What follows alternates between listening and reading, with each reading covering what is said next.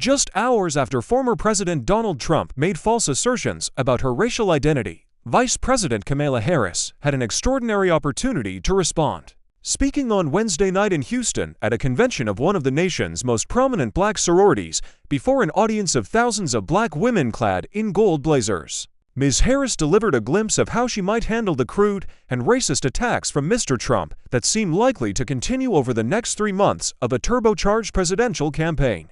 With careful precision, the vice president acknowledged his statements made at the annual meeting of the National Association of Black Journalists and condemned his behavior. But although she often casts herself as a fighter eager to confront Mr. Trump, she showed restraint on Wednesday, refusing to engage in a debate with a white man critiquing her blackness. "It was the same old show," she said, "the divisiveness and the disrespect. And let me just say, the American people deserve better." Ms. Harris, whose mother was Indian American and whose father is black, and who attended the historically black Howard University, made only a brief diversion from her standard stump speech, addressing Mr. Trump's false claims without directly engaging with them. He had said that she once identified as Indian American, and then all of a sudden, she made a turn, and she became a black person. Her surgical comments demonstrated an understanding that fighting the former president on his terms could amplify his lies, her allies said.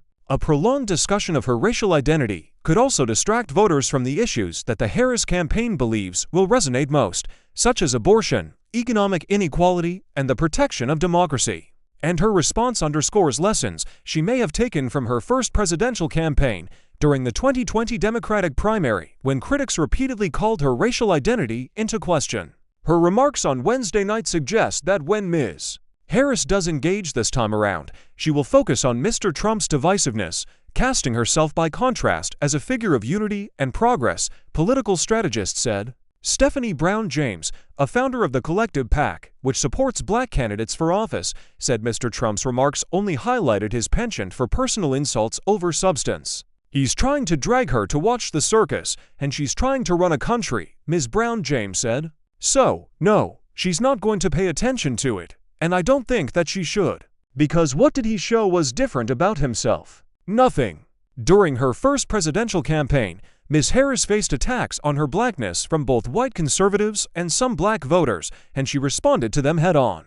In a wide-ranging interview in 2019 on The Breakfast Club, a popular radio show focused on hip-hop and black culture, Ms. Harris said her identity had been weaponized against her to sow hate and division, similar to what had happened to former President Barack Obama. She also addressed criticisms she faced for having married a white man, Doug Emhoff, and she rebuffed questions about whether she was black enough to appeal to black voters nationally. "I'm black, and I'm proud of being black," Ms. Harris said. "I was born black, I will die black, and I'm not going to make excuses for anybody because they don't understand." But her more direct approach did not stifle the conversation.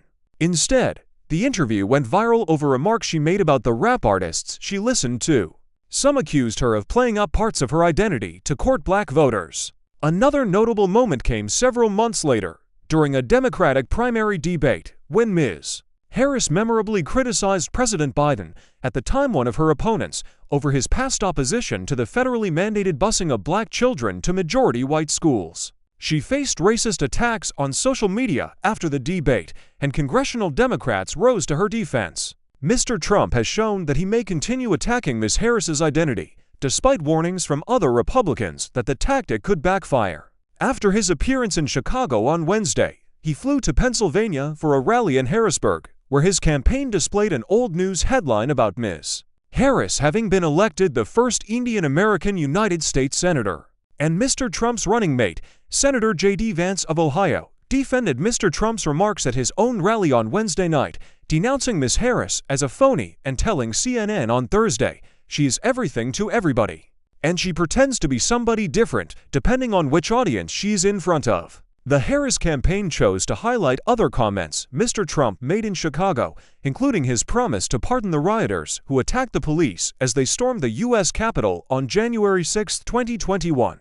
Michael Tyler, the Harris campaign's communications director, criticized Mr. Trump in a statement on Wednesday and re-upped calls for him to commit to a presidential debate in the fall. He did not refer directly to the substance of Mr. Trump's attacks on Ms. Harris's identity. Today's tirade is simply a taste of the chaos and division that has been a hallmark of Trump's MAGA rallies this entire campaign, Mr. Tyler said. It's also exactly what the American people will see from across the debate stage as Vice President Harris offers a vision of opportunity and freedom for all Americans. Several of Ms. Harris's allies have pointed to the leagues of black women who support her campaign and who can challenge attacks on her race and gender. While the vice president may not directly address Mr. Trump's false claims about her racial identity, they argue voters and organizers can defend her, but they, too, will have to strike a delicate balance. There's the importance of speaking out and challenging it, said Joe Takaiiti, a veteran Democratic strategist and an organizer of the Win with Black Women Zoom calls that have garnered support and donations from thousands of black women.